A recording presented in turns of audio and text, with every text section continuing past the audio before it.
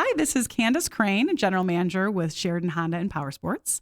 And this is I Want to Do That, Women Helping Women Explore the Outdoors, sponsored by Can-Am. And today we are talking about ski patrol. And we have the infamous or famous, I guess, one or the other, Christy Lohof. She is the director of ski patrol here at Antelope Butte, which is a ski area near Sheridan, Wyoming. It's in the Bighorn Mountains. We're in the base of the Bighorn Mountains, and Antelope Butte is about an hour away, Christy, would you say? Yeah, a little more, 60 miles. Yeah. So I'm super excited to have you as the guest today, Christy. So you actually reached out to me on Facebook, and were interested in participating in the podcast. Yes. Tell me a bit more about that. Yes. So I'd heard your podcast advertised, which I thought was just a great idea. And then I realized we were about to begin our pretty much annual outdoor emergency care class, which runs all fall long. And I thought, how cool would it be if I could be on Candace's podcast and talk about the Antelope Butte Ski Patrol and ski patrolling in general and recruit some women into ski patrol. How fun ski patrolling is. Yeah. So I got to be honest. I'm a little bit of a skier. I've done some skiing. I grew up in the Midwest. So our ski hills were like landfills and stuff, not super advanced. 100 vertical, yeah. Yeah, exactly. Yeah. But I have done some skiing out west. But I've never really, considered doing ski patrol. So tell me about you've been in ski patrol for, did you say 16 years? 26 years. 26 years. My goodness. So a long time. Okay. So what is it about ski patrol that keeps bringing you back, that you decide to keep signing up to do it year after year? Sure. Well, it's kind of a lifetime commitment. Once you join a ski patrol, you're kind of a member of the club. You get hooked? You're hooked, know, and I did grow up in it. My father was a 35-year ski patroller, and wow. I joined the ski patrol after college and have stuck with it ever since. It's a national organization. It's the largest winter educational organization in the world. Oh, wow. I didn't know that. Yeah, the National Ski Patrol has over 30,000 members. So it's got a long and big history, and it really is a wonderful community. It's very welcoming and supportive, and opportunities for growth, and you get to be outdoor skiing. For sure. Yeah. Well, so on that note, why not, and just devil's advocate, why not just be a season pass holder or maybe become an instructor? Like, why ski patrol versus just being an avid skier or, maybe becoming an instructor? Or are they one and the same? They're not the same, for sure. I've done almost everything in the alpine ski world, so I'm for it all. I grew up with some alpine ski racing, and specifically, I did not join the ski patrol when I was younger because I knew I was too busy ski racing. Oh, okay. So there is a time commitment piece to it, but the ski patrol really gives you an opportunity to give back. I mean, when you really help someone on the slope, it's a great feeling to know that maybe you saved a life. I've actually gotten a purple star for helping save a life. And that's very rewarding. And to know that you can be part of the industry in such a helpful and supportive way is important to me. And I've also been a ski instructor. So there's nothing wrong with doing anything in the ski industry. But I really have that long lifetime commitment to ski patrol. Okay. So you're obviously a woman in ski patrol. You're not only just in it, but you're in charge of it. And you've done it for many, many years.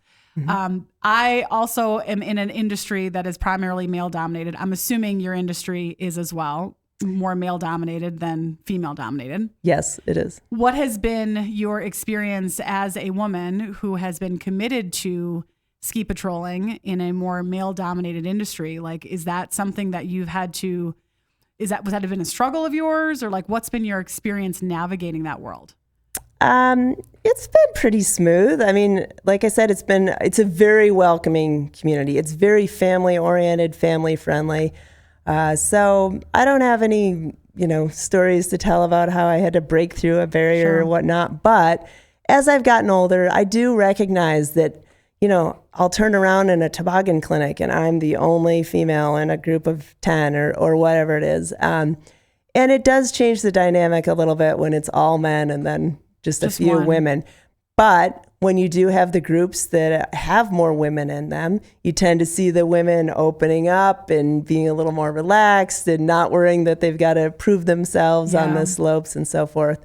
And actually, the National Ski Patrol has started to branch out, and they have a women's, advisory part to of the attract board more now. women into it. Yep. And just to support women. What are your thoughts on why you don't see more women in ski patrol? That's a good question. In fact, it's kind of an industry thing as well. There are fewer female skiers than there are male skiers on the slopes recreating as just well. Even on the slopes. Wow, I didn't know that. Yeah, and especially as the levels sort of ratchet up. A lot of it's time commitment. Females get busy being mom, and sure. It's hard to get to the mountain and put forth the effort to do that. So, and I can relate to that. I'm a mother as well, and it is an effort to haul your children up there and get your duty days in there. Patrollers have to be there. We're first on, last off, so we're ready to, get going in the morning. We're up there by 8:30, and we're there till 5. It's a long day, and that can be challenging with a family. And maybe a little bit that people don't see as many female patrollers out there. They don't think of, hey, I should join the ski patrol as a woman. I know that that's something in my career in retail automotive and in retail power sports that it's definitely been having the visibility to female leaders attracts more women. Right. And I've seen that even in the last couple of years of working at Sheridan Honda and Power Sports, that our female staff has increased as a result of just me leading the dealership. And I'm hopeful for you as well that will be the case, and that we can, through whatever means possible, whether it's this podcast or just getting out in the community or inspiring other people that are listening in other communities to get involved. So let's switch gears and talk about for women that are listening that are like, you know what, I've been thinking about doing this. I really enjoy skiing. I could see myself on the mountain every single day, to give me a reason to be on the mountain every day, not feel bad about it. What are the next steps? We can talk about here locally. What are the next steps for those listeners here locally that are interested in learning more about this? What do they need to do? Sure. So the number one thing that you start with is first aid. First aid. That's, a lot of people think, well, I've got to be a fantastic skier to be a patroller. But actually, the very first thing you have to do to become a patroller is the first aid component. So we really sort of reach out to anybody with any sort of a medical background, doctors, EMTs, firemen. Those are great resources for us because it's easier for us to bridge them in on the medical side and then work on the technical skills of skiing and tobogganing and some of the on-mountain stuff. So in the fall, we run the National Ski Patrol Outdoor Emergency Care class, which is roughly equivalent to an EMT course. Oh, wow. So yeah, it's That's a big serious. book. Yeah, it's pretty thick. In my dad's day, it was a pamphlet. Oh, wow. So it's advanced since then. It's advanced a little bit. Wow. So it's some serious reading and studying. And in fact, my teenage son went through it last year. And even since I went through it, there have been numerous edition changes. And it was good for me to go through it with him and be like, yeah, there's a time commitment here. Now, do you get a certification as a result of that component of the course? Right. So when you finish your OEC class, as we call it, there's a written and a scenario test at the end of it. And the program takes about three to 4 months to get through. Then you pay your dues. Then you are actually a patroller right at that point. So there's no skiing component. From what I'm hearing, you're talking about medical proficiency, learning about medical care, proving medical proficiency over the course of a few months. Yep. And then you are essentially, is it a certification at that point? You are a patroller. You are at a patroller. That point. Wow. Okay. Yep. Okay. So that's the first step. And there are patrollers who only work in the aid room, don't even go on the hill. Okay. So then after you become a patroller, most people want to go on and become an on-hill patroller. And there's actually, you can become an alpine patroller or a Nordic patroller. We only have alpine patrollers at Antelope Butte. So alpine are the downhill skiers. I see. And so then you go on and you work on your ski and toboggan skills, and you develop those techniques and for getting a patient off the hill safely. And then you become a ski patroller. Now, do you have to be at a certain level of ability from a ski perspective? Like, is there a test prior to learning the medical components, or is it just as long as you are comfortable skiing and you can show that you're able to assist people from a medical perspective, sure, that qualifies you to be a ski patroller? Then you would just be listed as a patroller. Oh, patroller. Okay. And I worked at Antelope Butte back in the 90s and so forth. And we had several patrollers who, for various reasons, said, you know what, I'm not comfortable hauling toboggans anymore, either for age or injury, or maybe they had a temporary injury. So they still skied on the mountain, and they could still, ski up to a person, do first aid, radio in what they needed, and then other patrollers would come and actually do the transporting piece of that's patrolling. Really interesting. Now, so what about snowboarding? Can you snowboard and be a patroller? You sure can. You can? Wow, I did not know that. Okay. I will warn you that when you have to set boundary rope on a snowboard, it's pretty tricky to hop along in that deep snow on your board. But absolutely, you can snowboard. If you go to a big resort, you'll notice almost all the ski patrollers are actually on skis, just because you can get around better. But we're certainly open to snowboarders joining our patrol as well. And for those listeners that are avid snowboarders and maybe just want that medical component, the patrolling component, but not being on the hill, that's another option as well, right? Sure. That they could take the steps to be in the aid, I think you called it the aid station, right? Or and not actually be assisting guests on the actual mountain, right? Sure, yeah. And to be honest, tobogganing is almost easier in a snowboard because you can just ride that heel edge down. It's not as tiring as perhaps using a wedge on skis. Now, so tell me about a day in the life of a patroller. You mentioned earlier that you're up early, you're there late. Walk me through what it's like to be a typical day. Yes, all the glory of a day in the life of a ski patroller. So, at Antelope Butte, our lifts open at 9:30, and ski patrol loads the lift at 9. So we're usually in the boot up room by 8:30. Everybody's kind of waking up, getting going. Their coffee, getting excited to be the first ones on the lift for the day. Coffee and donuts, that's right. And then, we have a whiteboard and we'll say, okay, here's a few things we need to do today. Maybe there's something we need to mark out there. We need to check the boundary rope, or we may have a little to-do list we'll go over. And then everybody loads the lift at 9, and we do what's called opening. And we ski all the runs, and we make sure that, nothing unusual has happened. A tree hasn't fallen, or at Antelope Butte, we see quite a few moose. Okay. So sometimes we have to shoo the moose off the trail. Them to move on to somewhere else. As best we can. So you're basically checking the terrain. Or, sometimes it's a function of checking the trails and saying, gosh, we haven't had snow in 3 weeks, and it's so rocky at the top of Sue's Moose. We need to rope up off part of that, or do some actual trail marking or clearing. But on the flip side, if there was a foot of snow the night before, you're the first tracks. You're the first tracks. You're the first one coming down that, and you get that powder, and you get that exciting feeling of having that mountain to, practically yourself. Because I can't imagine everybody's going down the same run at the same time, right? You're probably spreading out and dividing up the mountain. That's really cool. That's a selling perk right there. Yeah, for sure. First tracks. Okay, so first tracks. So then the mountain opens up. You have guests that arrive. So then what are you doing? Are you riding the lifts? Are you manning a particular station? Or what does it look like from there? Yep. So we have a really nice top shack that one of our patrollers built and donated, which is very sweet. So we try to man that, keep somebody up top so that we can respond more quickly to accidents on hill.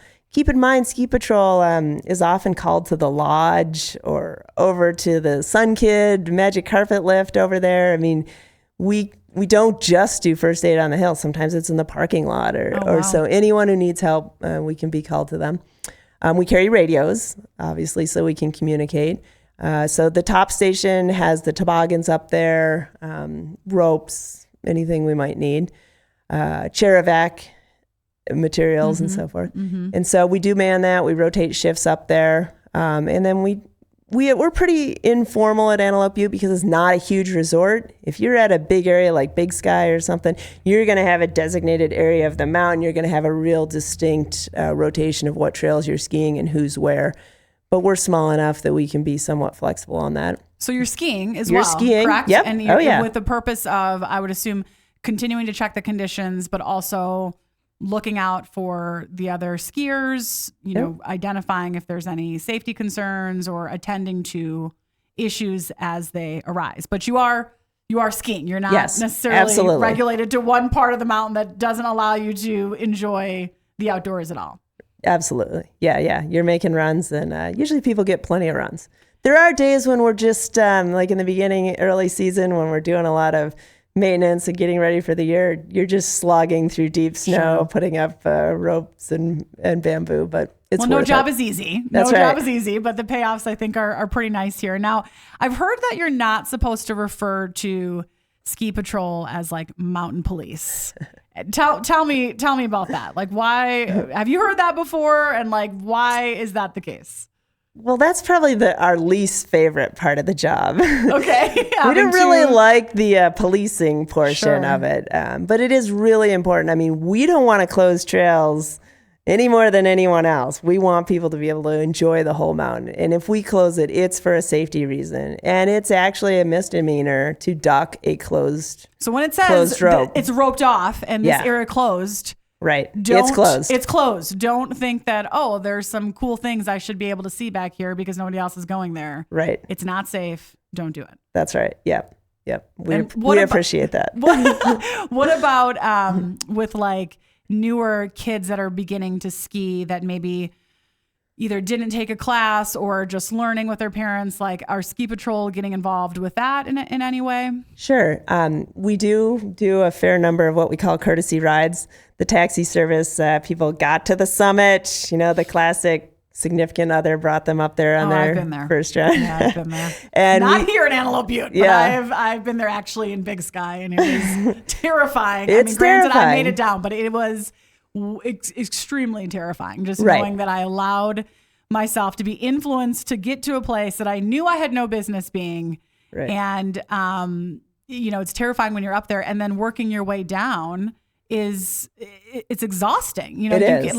Again, I made it down, but I was cutting that mountain up. I don't think I went down at any point. My skis were not pointed down at any point in time. It was right, left, right, left, right, left, right, left. And, you get down, you're so tired, you're so exhausted, everything hurts, and you don't want to do it. Then it's not fun. Then you don't want to ski anymore. And it's just like, why did I let myself be influenced when I was perfectly fine on the other runs that were more aligned to my skill level? Sure. So, and that's something, we really try to work closely with the ski school and the snowboard instructors at Antelope Butte to encourage people to go take a lesson. Don't go to the top, because we do not have a beginner run, a green circle run off the summit of Antelope Butte. Oh, I didn't know that. So you really want to start on that little chair over there, the Deer Park and the Sun Kid Magic Carpet Lift. So probably step one for newer skiers is learning how the mountain is laid out. I suspected any place that you go to, right? Just learning. Sure.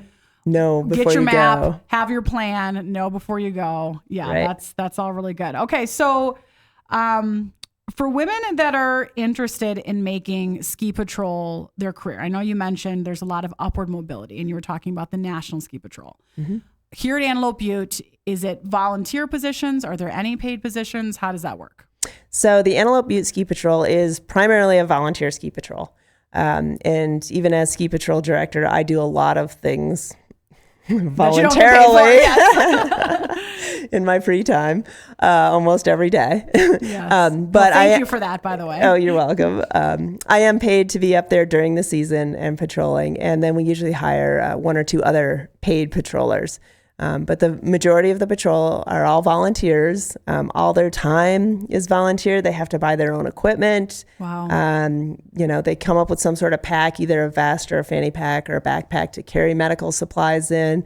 Some of the medical supplies they buy themselves too. So there is a real commitment of not only time, but also resources and finances to to join the patrol. Now, other than the, being first on the trails, are there other benefits? I've heard of some other benefits, but what would be some examples of some other potential benefits of being on volunteer ski patrol? Sure. I mean, you do get to ski for free. Ski for free. Okay, so that's there is that piece. Yeah. And it does depend a little bit on management, but there usually are, if you do so many days, some extra perks, such as you can get a pass for your family, or you can get a pass for a friend or so. Depending on what your volunteer commitment is. Yep. And what's the minimum number of days that you have to commit? So we really strive to hit at least 10 days. Throughout the whole season? Through the whole season. Oh, okay. That doesn't seem like that's too bad. Yeah. I mean, it sort of depends on the season length. When we open late, that means pretty much every weekend you're up there. Oh, okay. But, it's certainly doable. I mean, my dad had to put in like 30 days when he was a patroller. So it just depends on how you look at life. Now, what about the bigger resorts, like the Big Sky, the Big Skies of the world, or sure, other places in Colorado? Is it a similar setup? Are they typically volunteers, or are they paid? A lot of those big areas have only paid staff. And if they do have volunteers, the volunteers are very limited in what they can do. So they operate as an entirely separate just because it's a much more massive operation, right? More And just space, liability, more people, and more liability. Yeah, so now, the volunteers sometimes don't do any medical. They don't do any transporting. They're more like just sort of ski around and see if anybody needs help. Like ambassadors to kind of help the ski patrol. Yep. Now, is it helpful for those paid positions to have the volunteer experience from a career absolutely. standpoint? Yeah, I mean, you've got to sort of start somewhere. Like that's what I was going to ask. Like, could you? For those listeners that are thinking, gosh, I just love this sport and I would love to be able to make money off of this sport, right? Like not from a racing perspective, but or competing perspective, but to make a career out of being on the mountain all day long. Yeah.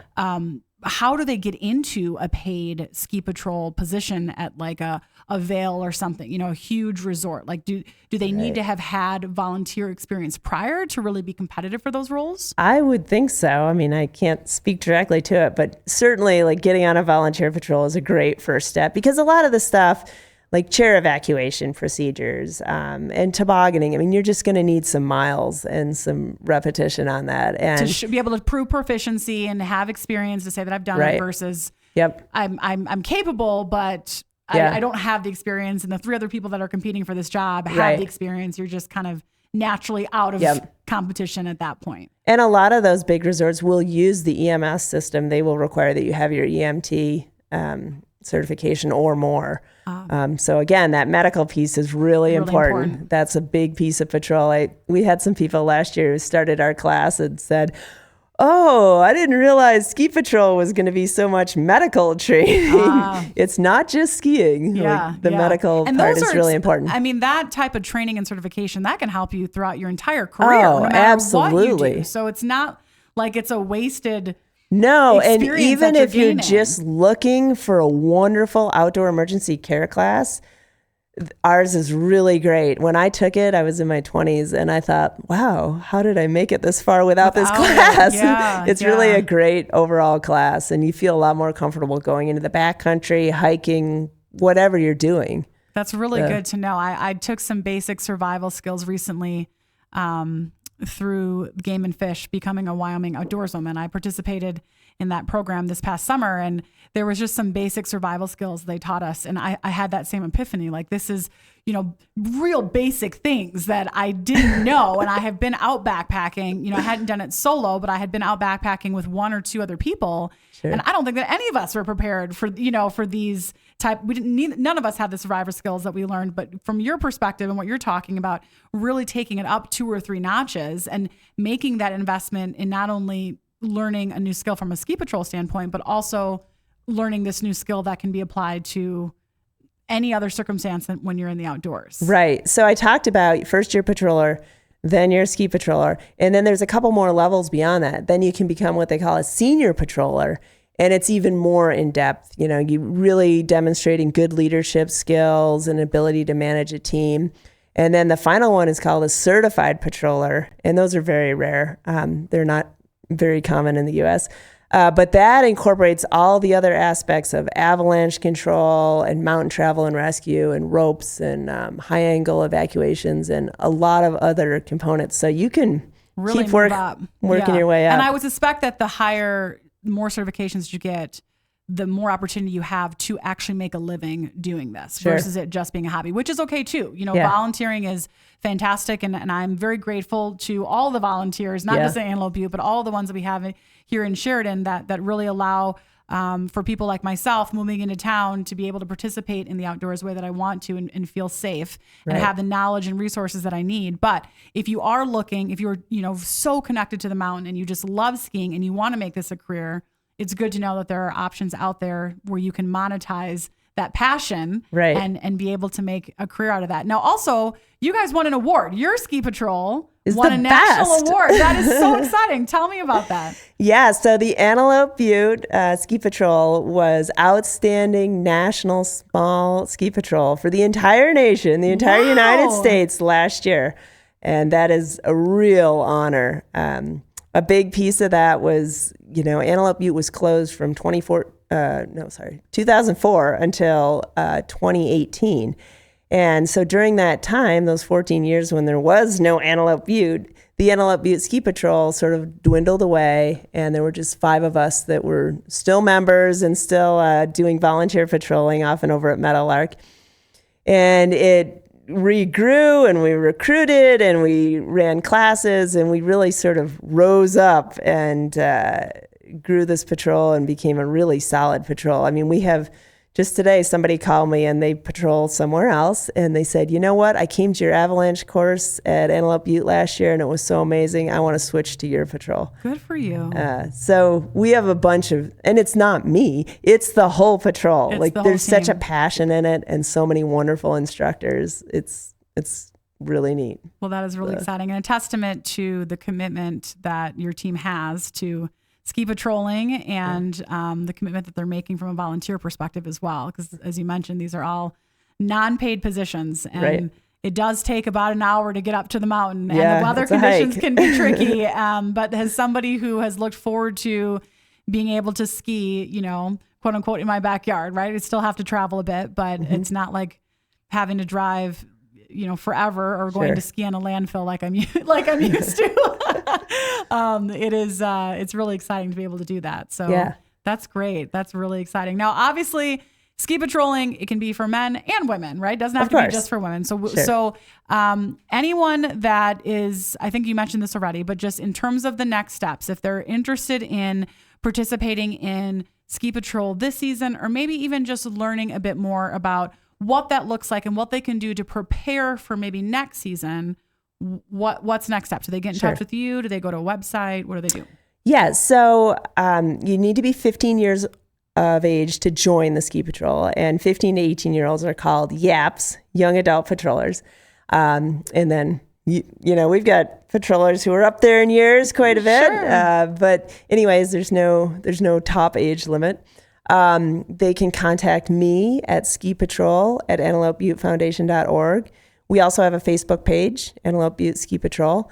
You can reach out that way. Our classes, our outdoor emergency care classes just started this week on September 11th.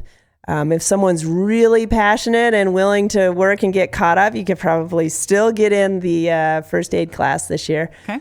Otherwise, shadowing is just a great way, and we always encourage people, come spend a day with us on the mountain and follow us around and see what we do, and that's great. And hopefully have no accidents. We never wish for them. That's right. Now your ski patrol team, they're active on Facebook. I saw some of them on Facebook. How can they find, just get in touch with you if they want to maybe shadow somebody, and then you can connect them with other volunteers in the ski patrol?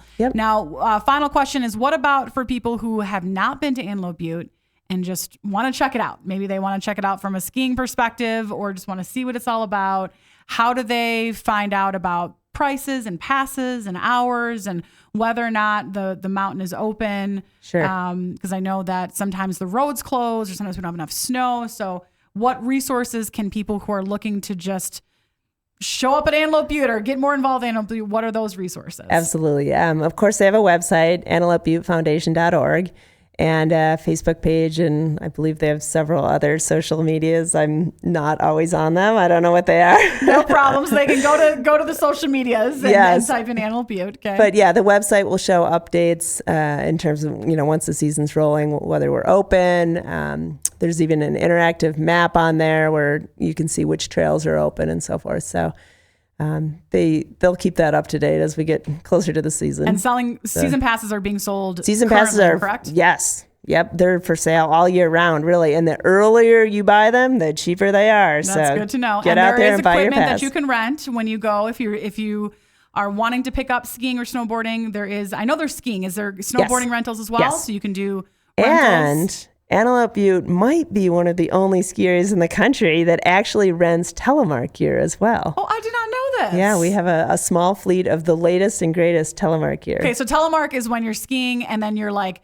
lunging. How do you, we're for those of you that are listening in audio, you can't see the gestures that we're making with our hands, but basically your heel is free. Your heel is free and you're basically like lunging down the mountain, but on skis. Correct. And why do this? I know people that do this and I think I've asked them the same question. Oh, you do it too. Okay. So why?